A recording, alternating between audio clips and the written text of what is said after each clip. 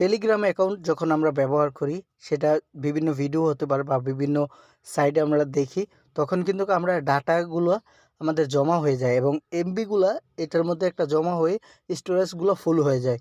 তো এই ক্ষেত্রে কিন্তু আমাদের ফোনটা স্লো হয়ে যায় এবং পরবর্তীতে দেখা যায় আমাদের যে বাফারিংটা হয়, আমরা যখন কোনো অ্যাপস অন করি তখন কিন্তু একটা স্লোলি কাজ করে। তো সেক্ষেত্রে আপনারা কীভাবে দেখবেন, চেক করবেন এবং সেগুলো কিভাবে ডিলিট রিমুভ করবেন সেটাই আজকে আপনাদের দেখাবো। এরকমের ইন্টারেস্ট ভিডিও পেতে আমার চ্যানেলটা সাবস্ক্রাইব করে দেবেন এবং ফেসবুক পেজটাকে ফলো করে দেবেন। সেজন্য চলে যেতে হবে টেলিগ্রাম অ্যাকাউন্টে। উপরের দিকে দেখতে পাচ্ছেন টেলিগ্রাম অ্যাকাউন্টটি রয়েছে আমার যে অ্যাপসটি, সেই অ্যাপসটি। তো এইখানে আমি ক্লিক করে দিলাম। ক্লিক করার পর সরাসরি আপনার অ্যাকাউন্টে চলে যাবে যদি আগে আপনি অ্যাকাউন্ট ক্রিয়েট করে থাকেন। তো সেক্ষেত্রে উপর দিকে দেখতে পারবেন 3 ডট অপশন রয়েছে, এখানে আপনারা একটি ক্লিক করে দেবেন।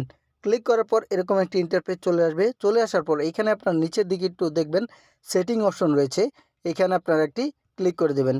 ক্লিক করার পর এরকম একটি ইন্টারফেস চলে আসবে। চলে আসার পর এদিকে আপনারা নিচের দিকে একটু স্ক্রল করলে দেখতে পারবেন ডাটা অ্যান্ড স্টোরেজ লেখা রয়েছে, এখানে আপনারা একটি ক্লিক করে দেবেন। ক্লিক করার পর এরকম একটি ইন্টারফেস দেখাবে। দেখানোর পর এখান থেকে আপনি দেখতে পারবেন যে কতটুকু আপনার মেমোরি আপনার ইউজ হয়েছে।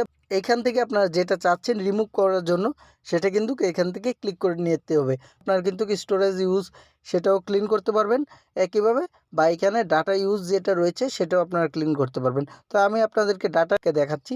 এটাতে ক্লিক করলাম, করার পর এরকম একটি ইন্টারফেস চলে আসবে। চলে আসার পর এইখান থেকে আপনার যত স্টোরেজ রয়েছে সবগুলো কিন্তু অটোমেটিকলি আপনি ক্লিন করতে পারবেন। এখানে আপনারা একটি ক্লিক করে দেবেন। ক্লিক করার পর এরকম একটি ইন্টারফেস চলে আসবে। চলে আসার পর এখানে আপনারা আবার শিওর করার জন্য এখানে ক্লিক করে দেবেন। ক্লিক করার পর কিন্তু অটোমেটিকলি দেখতে পারবেন সব আপনার স্টোরেজ যে রয়েছিল এগুলো ক্লিন হয়ে গেছে। ক্লিন করার পর কিন্তু আপনারা যদি স্টোরেজও চান যে ক্লিন করার জন্য, তাহলে এখানে আপনারা আবার উপরের দিকে যে স্টোরেজ লেখা রয়েছে এইখানে আপনাদের ক্লিক করে দিতে হবে। এখানে আপনারা একটি ক্লিক করে দেবেন। ক্লিক করার পর এরকম একটি ইন্টারফেস চলে আসবে।